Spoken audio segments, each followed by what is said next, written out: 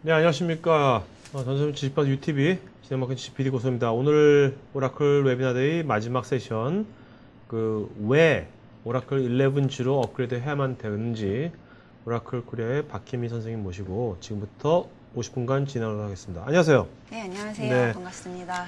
자, 먼저 아까 마스 같은 경우는 12C였는데 예. 웹로직은 이건 아직도 11G네요. 예. 네.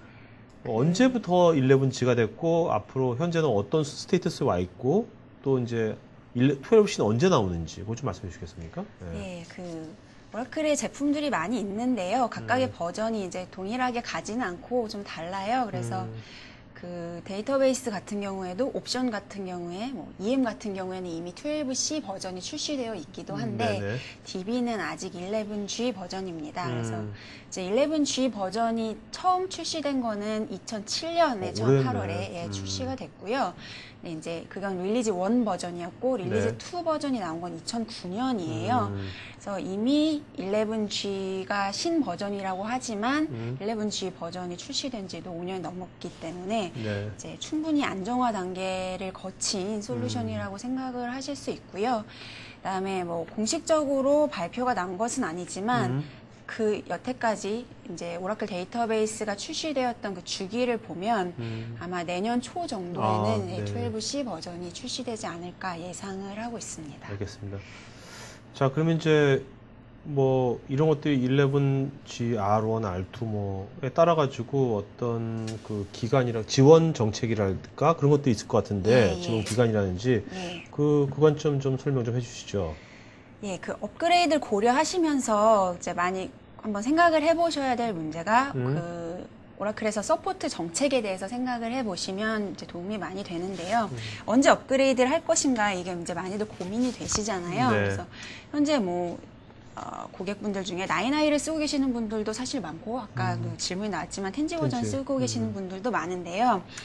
오라클의 서포트 정책이 크게 이제 세 가지 종류의 정책이 있습니다. 그래서 맨 아래 보시면 프리미어 서포트 기간이 있고요. 네. 그 다음에 이어지는 게 이제 익스텐디드 서포트, 네. 그리고 그 이후에 계속 이어지는 게 이제 서스테이닝 서포트 이렇게 세 가지로 서포트 정책을 구별을 해보실 수가 있는데요.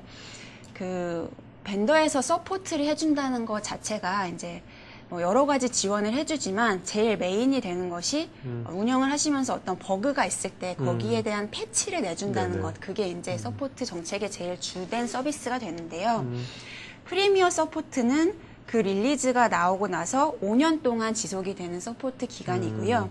이 기간 동안에는 라이센스를 구매하시고 서포트 계약을 하신 모든 고객분들에게 문제가 생기셨을 때 패치를 만들어 드리고 네. 그 다음에 저희 웹 페이지로 서포트 페이지를 지원하고 있거든요. 그래서 거기서 다른 분들이 겪으신 문제들을 검색해 보시고 그 해결책을 서치해 보신다든지 아니면 다른 고객들이 동일한 문제를 겪었을 때 만든 패치를 다운받아서 적용하신다든지 그런 것들을 이제 제한 없이 하실 수 있어요. 그래서 그 기간이 프리미어 서포트 기간으로 보통 5년 동안 이제 제공을 하고요. 네.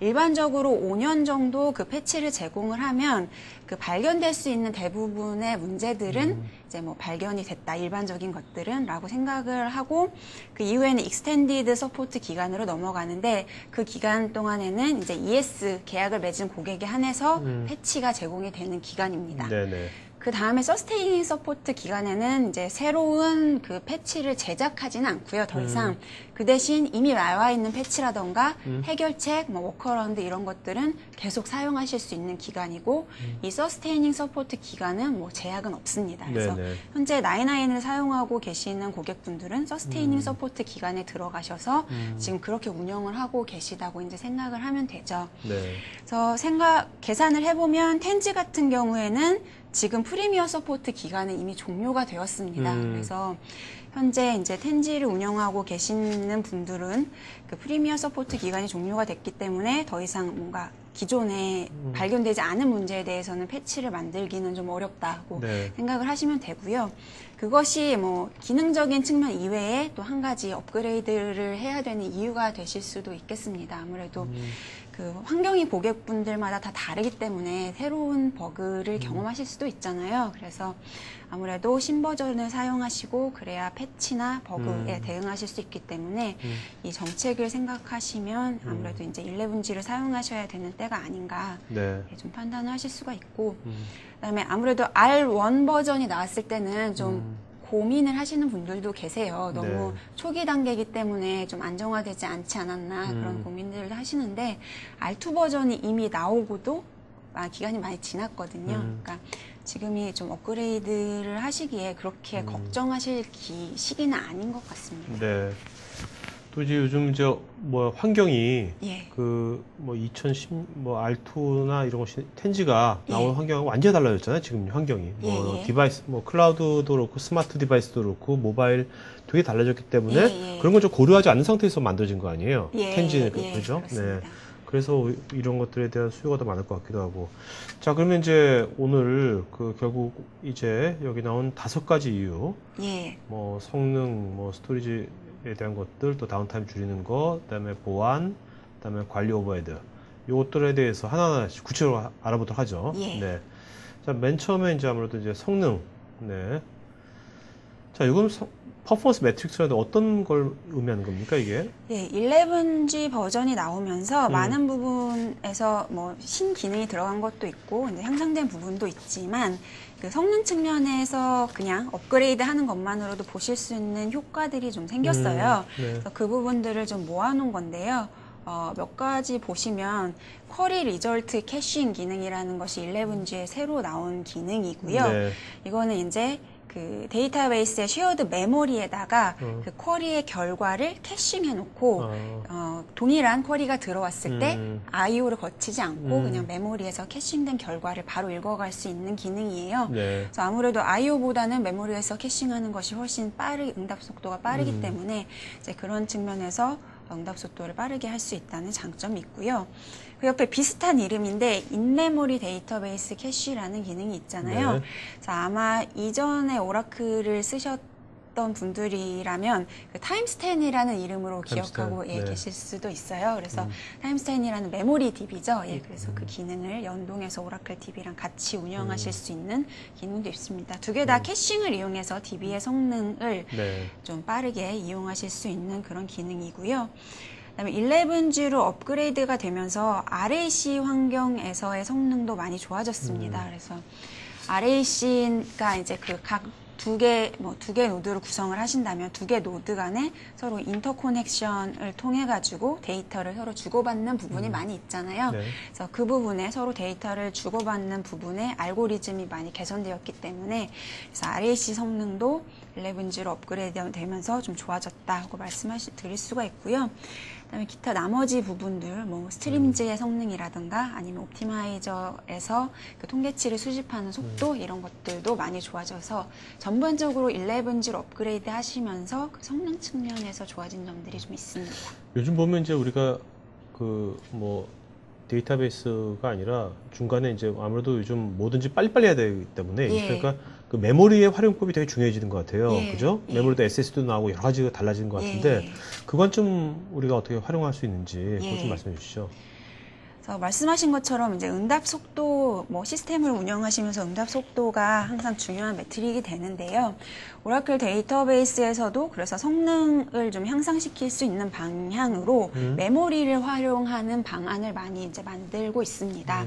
그래서 데이터베이스 또 뭐 시스템을 구성하시려면 여러 티어가 있잖아요. 네. 그래서 스토리지 티어가 있고, 그 다음에 DB 서버 티어가 있고, 애플리케이션 티어가 있는데, 각각의 티어마다 메모리를 활용하셔서, 그러니까 디스크에서 IO를 하지 않고, 그 메모리에서 바로 읽어가는 방식으로 속도를 빠르게 하실 수 있는 방안들을 마련을 하고 있어요.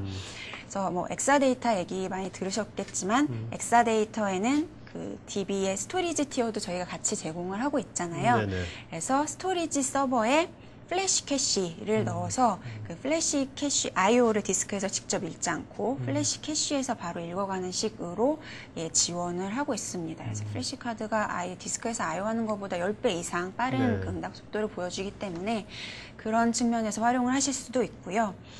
그 다음에 그 DB 서버단에다가 데이터를 캐싱을 해두고 그 읽어가실 수 있는 방법도 지원을 하고 있어요. 그래서 요거는 약간 그 모든 플랫폼에서 지원되는 사양은 아니고 아무래도 그 OS단하고 커뮤니케이션이 좀 필요하기 때문에 현재는 리눅스하고 그다음에 선 플랫폼에서만 지원이 되는 기능입니다. 그래서 플래시 카드를 꽂아서 그 DB가 그 플래시 카드를 DB의 캐싱 영역으로 활용하실 수 있도록 예, 하는 방법을 지원을 하고 있고요. 그 다음에 어플리케이션 티어에다가 캐싱해두고 예, 활용하실 수 있는 방법도 지원을 하고 있는데 아까 말씀드렸던 인메모리 데이터베이스 캐시 혹은 타임스탠으로 기억하고 계시는 그 기능입니다. 네. 자, 그리고 이제 아까 엑사 로직 예. 클라우드인데 이제 엑사 데이터. 예. 네, 사실 엑사 데이터가 지금 훨씬 더 먼저 나왔죠? 엑사 로직보다. 예, 엑사 로직보다는 네. 엑사 데이터가, 엑사 데이터가 엑사 시리즈 중에서는 제일 처음으로 그렇죠. 출시됐던 제품이죠. 국내에서는 벌써 이제 많이 설치가 많이 도입이 많이 됐죠. 예, 네. 그래서 어플라이언스 제품 중에서는 가장 많이 도입된 제품이라고 말씀드릴 수 있고요. 뭐 글로벌하게도 2,000여 개의 이제 레퍼런스가 만들어졌다고 하더라고요. 네네. 엑사데이터는 이 방송을 통해서 그 전에도 말씀이 많이 됐던 걸로 이제 저도 기억을 하는데 엑사데이터가 뭐 어플라이언스 장비지만 그 데이터베이스 서버 티어에는 오라클 데이터베이스 11G 버전이 동일하게 올라가는 거고요. 그리고 그게 이제 RAC 형태로 제공이 되기 때문에 11G 업그레이드를 고려하시고 또 업그레이드를 하시면서 하드웨어를 교체하시는 부분도 많이 있잖아요. 네네. 그래서 그런 상황이시라면 엑사데이터를 그 플랫폼으로서 고려해 보실 수 있지 않을까 하는 말씀을 예, 드리는 겁니다. 네. 그래서 아무래도 엑사데이터가 성능 측면에서 그냥 그 하드웨어를 조합해서 데이터베이스에 올리는 것보다 성능을 더 빠르게 할 수 있는 피처들을 제공을 하고 있으니까 그런 부분까지 그 베네핏을 보실 수 있는 플랫폼이기 때문에 업그레이드를 고려하시는 분이라면 엑사데이터를 그 플랫폼으로도 예, 고려해 보실 수 있을 것 같습니다. 자, 여기 보면 엑사데이터 고객들이 쫙 보이는데. 예. 네. 우리나라에서는 좀 어떤지 그거 좀 말씀해 주시겠어요? 예, 대표적인 고객들이 여기 나와 있는데요. 보시면 뭐 우리나라 고객들도 꽤 있어요. 네. 중간중간에. 그래서 SK텔레콤이 있고, 그다음에 아시아나항공, 보강 패밀리마트가 있고요. 그다음에 뭐 최근에는 금융권에도 좀 빠르게 레퍼런스가 생기는 추세입니다. 그래서 뭐 그 은행권이라던가 아니면 카드 이런 쪽에서도 이제 아무래도 성능이 좀 크리티컬한 사이트들이다 보니까 현재 엑사데이터 레퍼런스가 확보되고 있는 추세입니다. 네. 자, 여기 아시아나항공 예전에 패밀리마트 한번 들은 것 같고. 예. 아시아나항공은 좀 어떻게 쓰고 있는지 좀 말씀해 주시겠어요? 예, 아시아나항공 같은 경우에는 그 성능 측면에서 굉장히 엑사데이터로 가면서 그 효과를 많이 보신 사이트예요. 네. 그래서 그 저도 그 고객이 이제 오픈을 하시고 난 다음에 저희한테 그 발표를 한번 해주신 적이 있었는데 그 일본에서 지진이 났을 때 네. 아무래도 지진이 나면 그 취소하시는 고객들이 비행기 표를 예약하셨다가 그러네요. 취소하시는 고객들이 많잖아요. 그래서 그 예매율 같은 레포트를 뽑으시는데 그게 변화가 많으면 그거를 레포팅 하는데 시간이 굉장히 많이 걸렸다고 해요. 네네. 아무래도.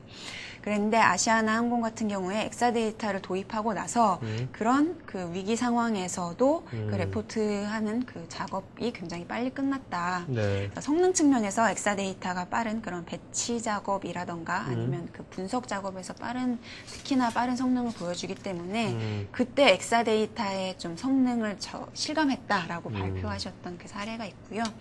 뒷장에는 아까 그 소프트뱅크 사례가 나와 있는데 기존의 그 테라데이터로 운영하시다가 엑사데이터로 전환하시면서 엑사데이터가 그 압축율이라던가 아니면 테라데이터 그 기존에 사용하시던 버전에 비해서는 그 렉당 그 드라이버의 그 사이즈도 더 큰 편이었고 압축률도 테라데이터에 비해서 훨씬 높은 편이기 때문에 그 유저 데이터 넣으실 수 있는 사이즈가 굉장히 차이가 많이 나서 거의 12배 정도 네. 예, 차이가 나서 이렇게 절감을 했고 그 다음에 성능도 한 2배에서 8배 정도 빨라졌다라는 얘기를 예, 이거는 그 소프트뱅크 사례입니다. 네. 자, 그 다음에 이제 우리가 요즘 이제 뭐 클라우드 시대에 예. 왔잖아요. 네. 이 클라우드하고 11G하고 또 어떻게 또 좀 뭐 매칭되는지. 예, 11G에서 제공하는 기능들이 프라이빗 클라우드를 구축하실 수 있는 그 기능들을 제공을 하고 있어요. 그래서 그 데이터베이스 서버에 프라이빗 클라우드 환경을 구축을 하실 수 있는 기능들을 제공하고 있는데 이미 익숙하시겠지만 스토리지 티어에서는 오라클에서 그 오토매틱 스토리지 매니지먼트 보통은 저희 ASM이라고 부르는데 ASM을 통해서 그 스토리지 단에 클라우드를 만들 수 있는 기능을 제공을 하고 있고 그다음에 DB 서버 단에는 너무나 익숙하신 RAC라는 기능을 제공을 하고 있죠. 그래서 그 한꺼번에 큰 서버를 도입하지 않으시고 그 스토리지도 묶으시고 그다음에 DB 서버들도 작은 서버들을 묶으셔서 클라우드 환경을 구축을 하실 수 있는 그 기능들을 제공을 하고 있습니다. 네. 자, 그다음에 다양한 이런 워크로드를 좀 분산시키고 균형 잡아주고 그런 거는 어떤지 그거 좀 말씀해 주시죠. 아무래도 클라우드를 구축하셔서 그 여러 그 서비스들을 그러니까 DB를 콘솔리데이션 하게 되면 그 고민을 하시는 점이 그러면 그 통합함으로 해서 그 여러 가지 서비스들이 그 리소스를 경합이 발생해서 그거로 인한 오버헤드가 더 커지지 않을까 그런 고민들을 하게 되시잖아요. 그래서 그런 그 고민들을 클라우드 환경에서 고민들을 해결하실 수 있는 저희 리소스 매니지먼트라는 기능을 제공을 하고 있어요. 그래서 여러 개의 DB 서버에서 그 데이터베이스 인스턴스들이 뜨더라도 그것들이 서로 경합하지 않고 그러니까 그 리소스를 각 인스턴스에 할당해 줄 수 있는 기능을 제공을 하는 거죠. 그래서 인스턴스 케이징이라는 대표적으로는 기능을 제공을 하는데요. 인스턴스 케이징이라고 하면 하나의 DB 인스턴스가 쓸 수 있는 그 코어 수를 제한해주는 기능입니다. 그래서 여러 개의 DB 인스턴스가 뜨더라도 우선순위가 있잖아요. 네네. 그래서 크리티컬한 인스턴스는 항상 이 정도의 CPU를 확보할 수 있게 그 개수를 지정해줄 수 있는 기능을 제공을 하고요. 그다음에 이거는 인스턴스 레벨로 리소스를 할당해주는 기능이고 하나의 인스턴스에 들어오는 여러 개의 세션들에 대해서도 세션들이 서로 이제 그 CPU를 할당받기 위해서 경합이 일어날 수 있잖아요. 그래서 그 세션 레벨로도 리소스를 할당해 줄 수 있는 기능을 제공을 하는 것이 리소스 매니저라는 기능이고요. 그래서 DB의 그 커넥션을 맺는 세션들을 그룹핑 하셔가지고 정책을 적용을 해두시면 그 중요한 그룹에 우선적으로 CPU나 메모리가 할당될 수 있도록 하는 기능을 제공을 해서 그 통합으로 인해서 진짜 중요한 그 업무들이 오히려 늦게 처리되는 그런 그 현상이 발생하지 않도록 관리할 수 있는 기능을 제공하고 있습니다. 네, 알겠습니다. 자, 그다음에 RAC 원노드 이건 무슨 말인가요? 무슨 새로운 피처 같은데? 예, 11G의 새로운 피처고요. RAC라는 기능에 대해서는 이미 익숙하시잖아요. 그렇죠. 네, RAC가 사실은 그 데이터베이스를 여러 노드 띄우는 그런 솔루션인데 RAC를 원노드로 한다는 게 굉장히 생각해보면 좀 상반되는 개념이라고 생각하실 수도 있는데 그 RAC의 그러니까 아랫단, 그러니까 ASM을 통한 스토리지를 묶고 그 다음에 데이터베이스 서버들을 그 클러스터로 묶는 것까지는 그런 인프라스트럭처는 그대로 유지를 하고요. 그 대신 데이터베이스를 투노드를 액티브로 띄우는 게 아니고 그냥 싱글 노드를 운영하는 방식이에요. 그러니까 스토리지를 공유하면서 싱글 노드 데이터베이스를 운영하는 방식을 지원을 하는 거고요. 요렇게 해서 그러면 가질 수 있는 장점이 뭐냐라고 이제 생각을 하실 수가 있는데 그러니까 이런 그 클러스터링 된 환경에서 싱글노드 데이터베이스를 운영을 하시면서 혹시 패치를 하신다던가 업그레이드를 하실 때 그러니까 다운타임을 갖지 않고 그 옆에 다른 서버에서 서비스를 잠깐 하면서 이제 이쪽에서 패치를 하고 그 다음에 다시 옮길 수 있도록 그렇게 다운타임 없이 운영하실 수 있는 기능을 활용하실 수도 있고요. 혹은 장애 시에도 이 기능을 활용하실 수가 있죠. 꼭 액티브로 RAC 환경을 운영하지 않으신다고 하더라도 싱글 노드로 운영을 하시다가 1번 노드가 만약에 장애가 났다고 하면 1번 노드에서 서비스하던 그 데이터베이스를 2번 노드에서 띄우심으로써 그러니까 꼭 RAC 그러니까 여러 노드의 DB를 서비스해야 될 정도로 큰 서비스가 아니더라도 이런 그 HA 구성을 하실 수 있는 기능을 제공을 하고요. RAC 원노드를 사용을 하시다가 그 서비스가 커져서 그 2노드 이상 하셔야 되겠다고 결정하실 수도 있잖아요. 그러면 RAC로 바로 확장해서 네. 운영하실 수도 있습니다. 알겠습니다. 자, 이거는 어떤 사례인가요? 예, 이거 인도 사례인데요. 선 서버에 RAC를 운영하시는 사례예요. 그래서 사실은 이런 사례는 그 국내에서도 RAC 노드는 뭐 3노드, 4노드, 5노드까지 그 큰 노드 RAC를 운영하는 사례가 많기 때문에 굳이 해외 레퍼런스를 얘기하지 않아도 국내 RAC를 이제 활용하시는 사례들은 굉장히 많은데요. 이 같은 경우에는 아무래도 비즈니스가 커져서 데이터가 점점 커졌고 그다음에 고객들이 점점 늘어나서 그 수요를 이제 그 충족시키기 위해서 RAC를 선 서버에다가 했고 그래서 좀 그 코스트를 절감하면서 늘어나는 비즈니스를 이제 충족시킬 수 있었다는 사례로 네. 나온 겁니다. 자, 그럼 이제 두 번째 이제 11G로 업그레이드해서 장점, 그 스토리지 리소스를 우리가 최적화시킬 수 있다. 네. 예. 그래서 11G에서 그 스토리지를 효율적으로 운영하실 수 있는 기능들이 크게 이제 크게 두 가지 정도 생각해 보실 수가 있습니다. 네. 그래서 한 가지는 파티셔닝인데요. 파티셔닝이 사실 11G의 뉴 피처는 아니지만 그전에도 제공했던 기능이지만 그 파티셔닝 같은 경우에 11G에서 새롭게 추가된 기능들이 있습니다. 그래서 파티셔닝은 뭐 일반적으로는 하나의 테이블에 들어있는 데이터를 그 기간별로 쪼개서 다른 스토리지에 이제 저장하실 수 있는 그런 기능을 제공을 하는 거잖아요. 그래서 스토리지의 비용 절감 측면에서 그 뭐 억세스가 많지 않은 옛날 데이터, 네. 몇 년 전의 데이터들은 좀 그 저렴한 그 옛날 스토리지에 저장을 하시고 그 다음에 억세스가 많은 최근 뭐 올해 데이터 아니면 이번 달의 데이터 같은 경우에는 이제 뭐 플래시에다가 네. 저장을 하신다던가 또 성능이 좋은 스토리지에 저장을 하셔서 그런 그 비용을 절감하실 수 있는 기능을 제공할 수 있다. 그렇게 운영을 하실 수 있다는 얘기를 드리는 거고요. 그다음에 11G에서 새롭게 추가된 기능 중에 그 파티셔닝 하실 수 있는 기법이 많이 추가가 됐어요. 그래서 네. 인터벌 파티셔닝이라고 해서 기존에 기간별로 파티셔닝을 하실 때 그 이제 뭐 저희가 2012년까지 파티션을 만들어놨는데 2013년 데이터가 들어오게 되면 에러가 발생하잖아요. 네네. 그래서 그걸 항상 만들어 두셔야 되는데 그렇게 하지 않으시고 새로운 데이터가 들어오면 그때 자동으로 거기에 해당하는 네. 파티션을 만들어주는 그런 기능들도 제공이 되고 있고요.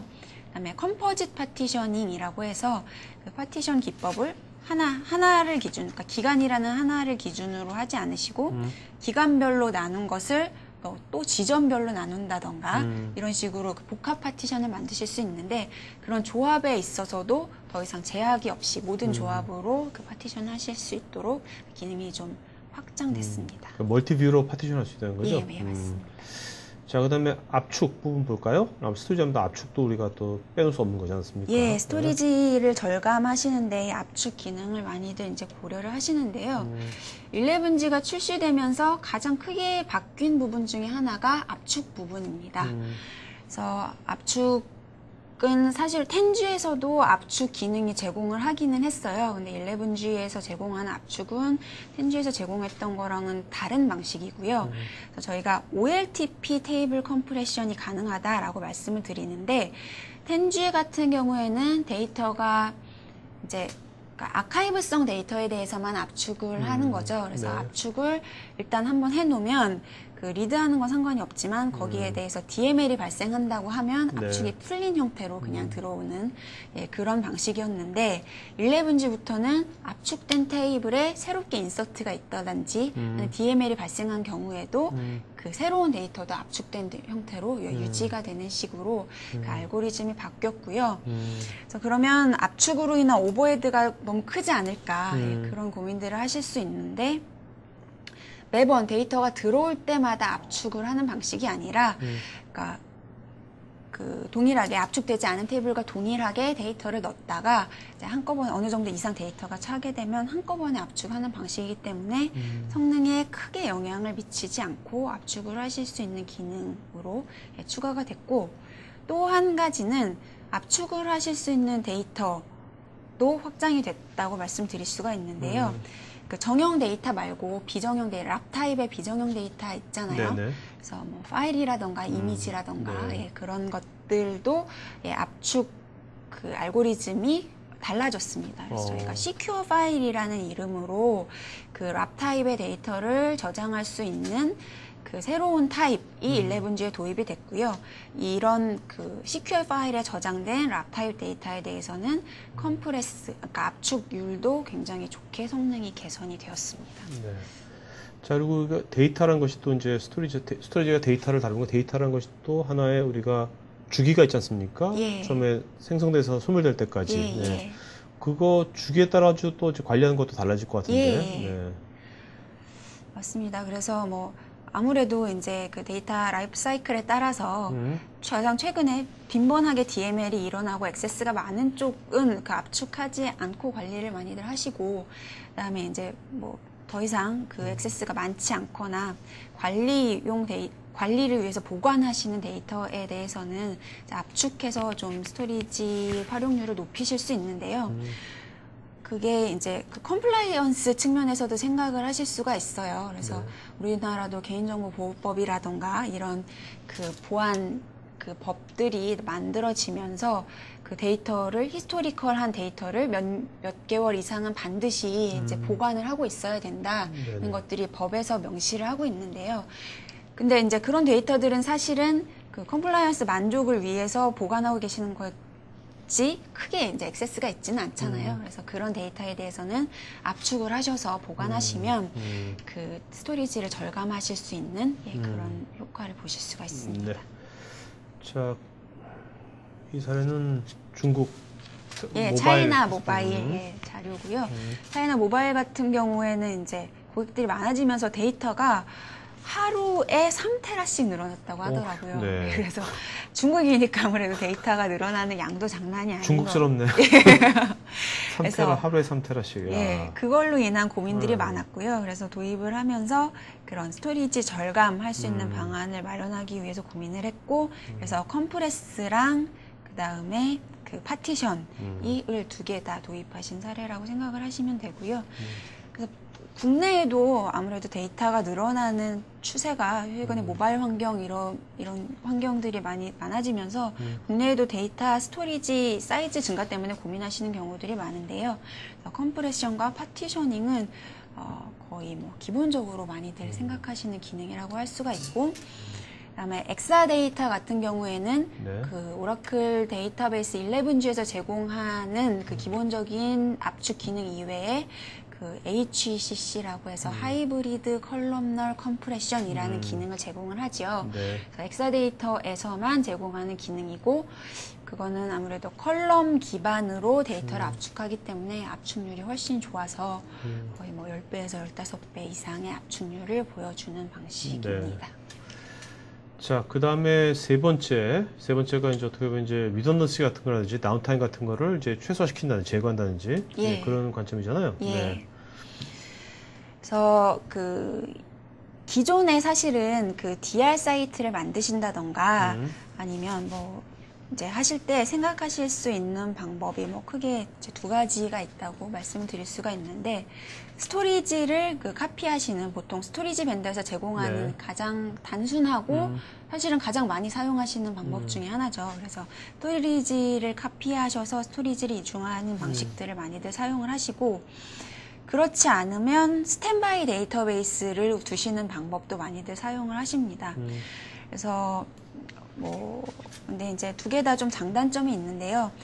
스토리지를 그대로 카피하시는 방식 같은 경우에는 뭐 굉장히 직관적이고 운영이 네. 간단하다는 측면이 있지만, 실제로 페일오버가 일어나야 되는 상황을 생각하시면 이제 그 데이터 스토리지를 DB 서버에다가 마운트하는 시간이 걸리기 때문에 페일오버가 빠르기가 어렵다는 단점이 있을 수 있고, 그다음에 그냥 똑같은 DB본을 하나 더 운영하는 HA 같은 경우에는 스탠바이 데이터베이스가 정말로 항상 그냥 스탠바이 하고 있는 상태잖아요. 네네. 그래서 리소스 활용률 측면에서 동일한 데이터베이스 하나가 그냥 놀고 있는 그렇죠. 그런 좀 안타까운 상황, 이죠. 음. 그거에 비해서 이제 액티브 데이터 가드라고 해서 그 스탠바이 데이터베이스를 액티브잖아요. 네. 활용하실 수 있는 방법이 11G부터 제공을 하고 있습니다.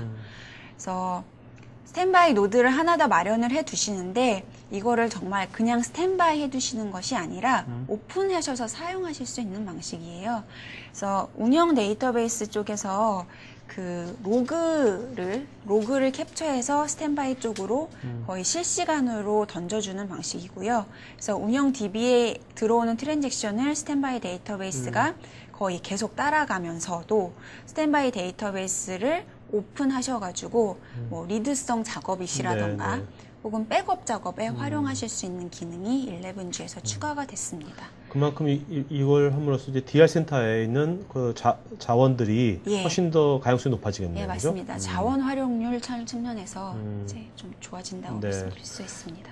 이건 사례 같은데. 예, 이게 구성 사례인데요. 그래서 운영 데이터베이스를 두시고 스탠바이 데이터베이스를 두실 수가 있어요. 근데 그냥 뭐 DR용으로 두신다고 하면 한 노드만 두실 수가 있지만 요 스탠바이 데이터베이스를 리드 작업에 활용을 하실 수가 있기 때문에 이제 리드 작업이 많은 경우 같은 경우에는 운영 DB의 그 부하를 분산한다는 측면에서 스탠바이를 여러 개 구성하시는 구성입니다. 네. 그래서 이게 사실은 그 애플에서 운영하고 있는 구성 형태거든요.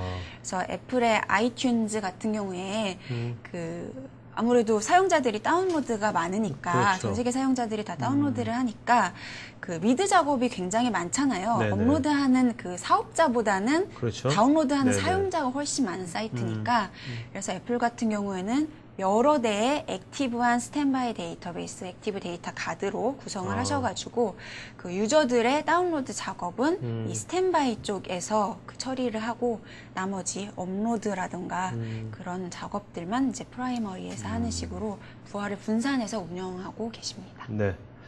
자, 액티브 데이터 가드는 이해가 됐는데 예. 골든 게이트하고 그거 뭐가 다른 거죠? 이거는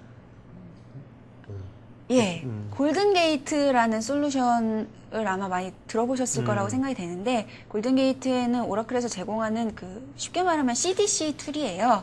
그래서 그 멀티브 데이터 가드랑 거의 비슷하다고 생각하실 수 있죠. 왜냐하면 네. 운영 DB에 들어오는 그 로그를 캡처해가지고 그렇죠. 다른 쪽으로 이거를 전달해주는 식으로 이제 그 운영이 되는 거기 때문에 뭐 액티브 데이터 가드랑 차이가 없는 게 아니냐라고 생각하실 수도 있는데 그 다른 점은 골든 게이트는 이제 CDC 툴이잖아요. 그러니까 네. 액티브 데이터 가드 같은 경우에는 운영 DB를 그대로 복제하는 정말 그 완전 동일한 한 번의 데이터베이스를 하나 더 운영하는 형태라면 골든 게이트 같은 경우에는 그 중간에 데이터를 변형하실 수도 있고 아니면 이쪽에서 필요한 특정의 테이블만 골라서 적용을 하신다든지 네네. 예, 그런 식으로 활용을 하실 수가 있는 툴이죠. 그래서 아무래도 실시간이 중요하니까 예. 네, 딱 그때 필요한 것만. 예, 맞습니다. 그래서 뭐 DW를 구성하신다던가 하실 때 거기에 필요한 테이블에 대해서만 뭐 약간의 변형을 가미해서 이제 그 프로파게이션 하실 수 있는 예, 그런 툴입니다. 자, 네 번째 우리가 업그레이드하면 이유 보안을 아까 말씀하셨는데. 예. 네.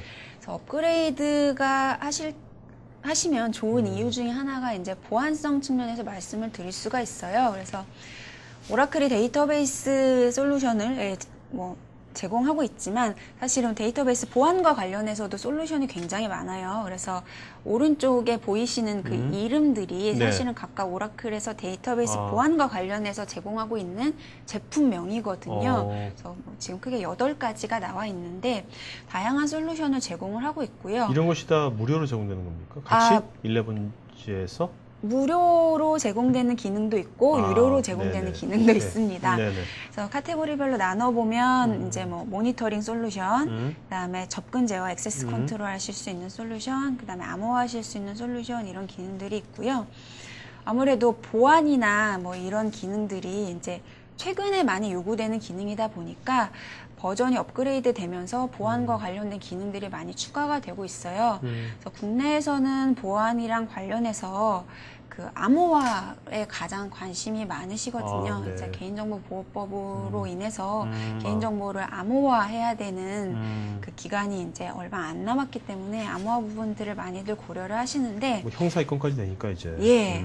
그래서 어드밴스드 시큐리티 옵션 같은 경우에 11주에서 그 성능이 향상된 부분이 이제 뭐 오라클 텐지 버전에서도 그렇고 다른 솔루션들도 그렇고 그 암호화를 하시면 그 플랜이 SQL의 플랜이 풀릴 때 네. 그 레인지 스캔하는 부분의 제약사항이 사실은 굉장히 많습니다. 그래서 암호화된 데이터의 크기를 비교하는 것이 기술적으로 쉽지 않은 문제이기 때문에 그 부분의 제약사항들이 모든 솔루션들이 갖고 있는 문제인데요. 11G로 업그레이드가 되면서 그 어드밴스드 시큐리티 같은 경우에는 암호화된 데이터에 대해서도 그 인덱스를 타는데 전혀 제약사항이 없게 기능이 추가됐기 때문에 그런 부분에서 그러니까 암호화 때문에 업그레이드를 고려하시는 부분도 상당히 많이 있었습니다. 기존의 사례가. 대표적인 사례가 지금 나오는데요. 메일 유업 같은 경우가 암호화를 적용하시면서 업그레이드를 같이 하신 경우고요. 병원 같은 경우에도 뭐 카톨릭 병원이라던가 삼성 서울병원이라던가 고려대학병원이라던가 업그레이드랑 같이 네. 그 암호화를 적용하신 사례들이 굉장히 많이 있습니다. 그래서 암호화 같은 경우에는 오라클 데이터베이스가 굉장히 특징적으로 다른 솔루션에 비해서 암호화로 인한 성능 저하가 굉장히 없는 편이거든요. 그래서 암호화 고민도 갖고 계시다면 네. 특히나 11G 업그레이드를 같이 생각해 보실 수 있겠습니다. 알겠습니다. 자, 그리고 이제 마지막으로 예. 이제 결국 이게 다 좋지만 관리에 오버헤드가 또 있으면 안 될 거 아니에요. 예, 그죠? 네. 그 관점도 좀 말씀해 주시죠. 그래서 아까 그 웹로직 말씀을 하시면서도 엔터프라이즈 매니저라는 네. 그 솔루션이 거론이 됐잖아요. 그래서 EM이라고 하는 솔루션이 사실은 그 오라클에서 제공하는 하드웨어든 아니면 미들 티어의 제품이든 데이터베이스든 그 모든 솔루션을 관리하는 관리 툴을 EM이라는 프로덕트 패밀리로 저희가 제공을 하고 있어요. 네네.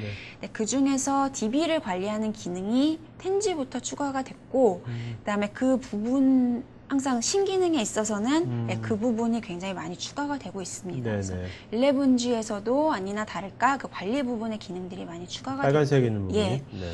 많이 추가가 됐고요. 그래서 뭐 다음 장에 보시면 그 관리에 필요한 부분들이 오토메이션 된 부분들이 많습니다. 그래서 성능에 문제가 있다던가 그런 것들을 찾아내고 진단해내는 것이 사실은 DB의 주된 역할인데 그 부분에서 활용하실 수 있는 기능들이 추가가 많이 됐고요. 문제가 된 부분들을 진단을 해내고 나면 사실은 그거를 해결해야 되잖아요. 그게 어렵죠, 사실은. 네네. 그래서 그거는 DBA의 개인적인 역량이라던가 아니면 뭐 경험에 항상 기반해서 여태까지는 해결을 하셨는데 EM 같은 경우에는 그 부분들을 자동적으로 레코멘데이션 해줄 수 있는 기능이 추가가 됐어요. 그래서 DBA가 직접 하지 않고 네. EM에서 제공해주는 기능들을 이제 참조하셔서 할 수 있는 기능들이 제공이 됐고요. 특징적으로는 SQL 문장이 들어왔을 때 튜닝해줄 수 있는 기능들을 자동 튜닝할 수 있는 기능들을 제공을 하고 있습니다. 그래서 그런 부분들을 예, 활용하셔서 그 관리를 조금 더 쉽게 하실 수 있는 기능들이 11G에서 많이 추가가 됐습니다. 네. 자, 지금까지 우리가 여기 5가지, 업그레이드하면 5가지 이유를 알아봤는데, 예. 자, 듣고서, 아, 그래, 업그레이드 하면 해야 되겠네. 하면 이제 업그레이드가 말 그대로 그렇게 쉬운 건 아니잖아요. 예, 예. 그것도 이제 뭔가 마이그레이션도 해야 되고, 또 네. 테스트도 해야 되고, 여러 가지가 있을 텐데, 예. 그 관련돼가지고 좀 업그레이드 관련된 팁이 있다면 몇 가지 좀 말씀해 주시죠. 예, 네. 업그레이드가 사실은 굉장히 부담스러운 일이죠. 네. 왜냐하면 그 사실은 DB 소프트웨어를 업그레이드 하는 것 자체는 시간이 걸리거나 어려운 일이 아닌데 가장 시간이 많이 소모되는 부분이 테스트하시는 부분이에요. 말씀하신 것처럼.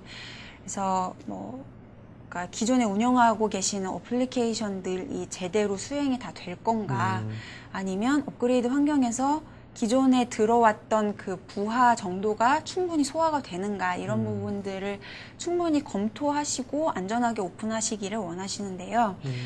그런 그 부하 테스트를 하실 수 있는 기능을 11G에서는 제공을 하고 있습니다. 네네. 그래서 리얼 어플리케이션 테스팅이라고 해서 RAT라는 기능을 제공을 하고 있는데 사실은 그 부하 테스트 할 수 있는 툴들이 많이 있었어요. 다른 뭐 익숙하신 다른 솔루션들도 있었는데 RAT가 그런 부분들하고 좀 다른 측면은 그 기존의 부하 테스트 같은 경우에는 부하를 스크립팅 하셔가지고 네. 그거를 부하의 정도를 이제 조절하시면서 그 스크립트를 실행하는 방식으로 부하 테스트를 하시는 방식이었거든요.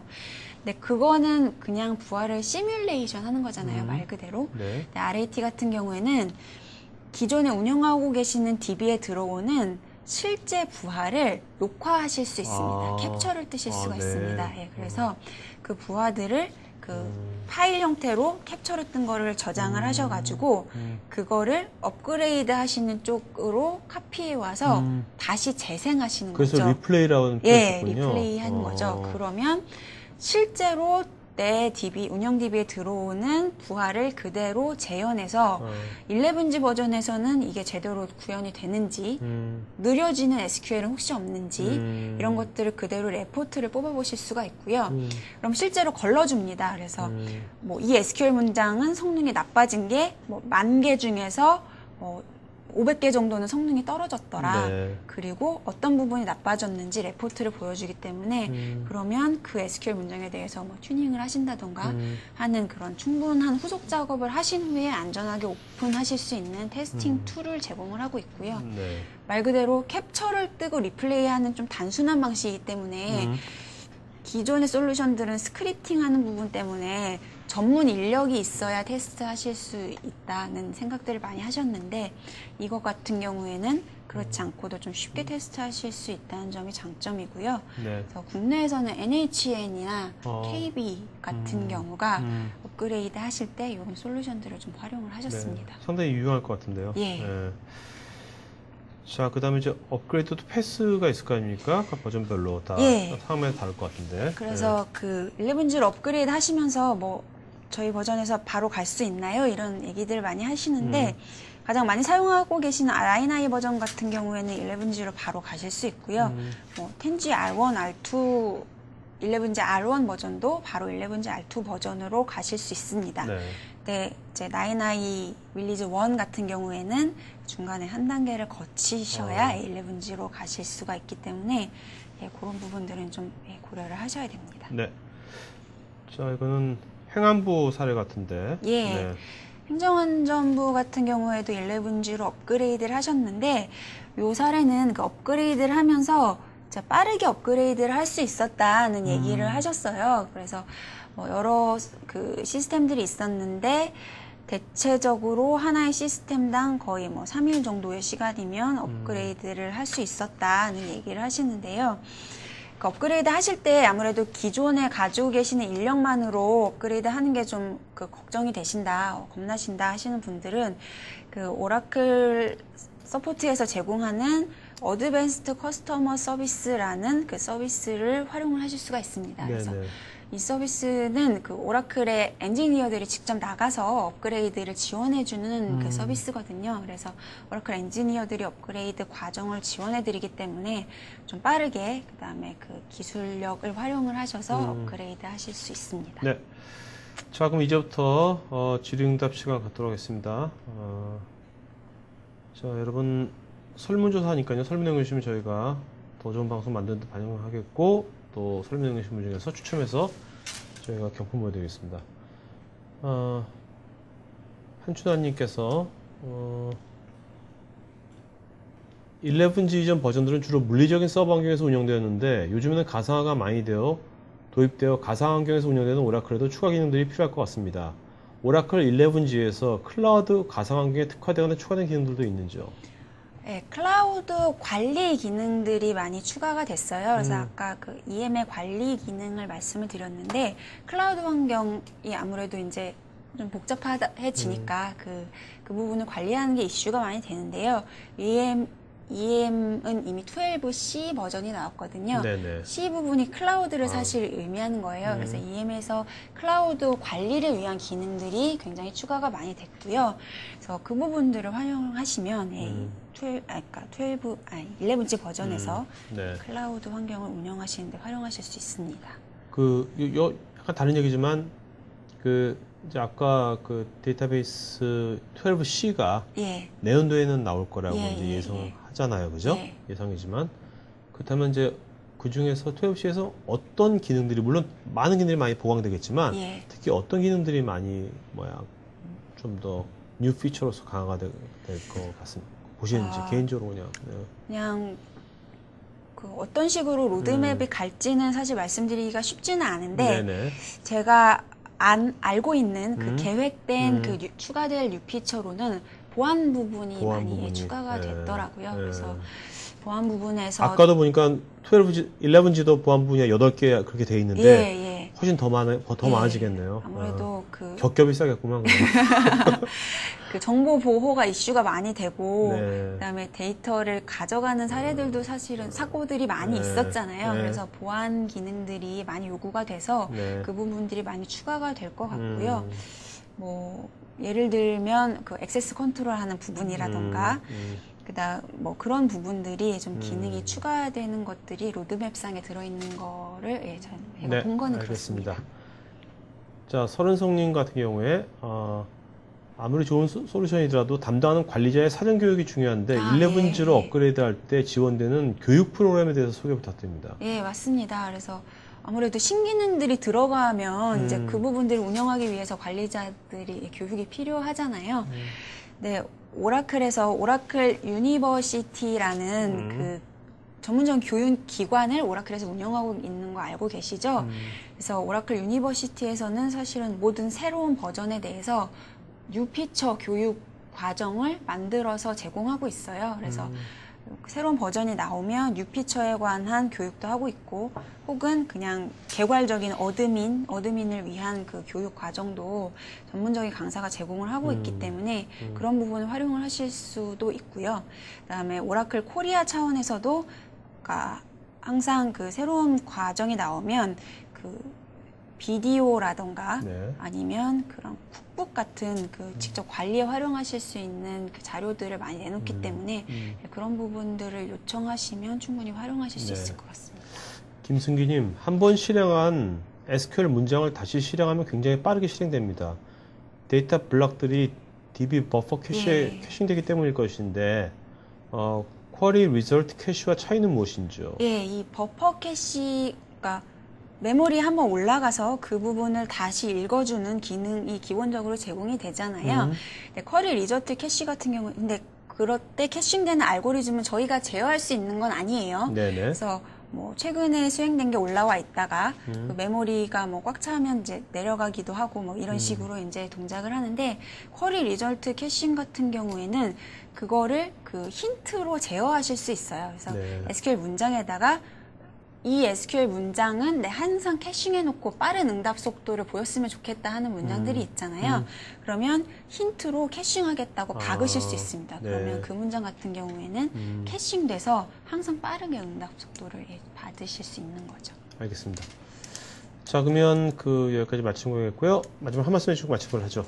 예, 여러분들 좀 11G로 업그레이드를 고민하시는 분들도 많고, 그다음에 약간 업그레이드가 쉽지 않은 작업이라서 고민하시는 분들이 많은데요. 오늘 시간이 좀 도움이 되는 시간이었으면 좋겠습니다. 네, 고맙습니다. 감사합니다. 자, 오늘 여러분들 2시부터 5시까지 오라클 웨비나데이, 오라클의 분야별 전문가들 모시고 3시간 동안 진행했습니다. 자, 그러면 다음번에도 앞으로 더 좋은 방송 만들도록 노력하겠고요. 지금 설문 응해주시는 분들 마지막으로 설문 응해주시면 고맙겠습니다. 네, 고맙습니다, 여러분. 네.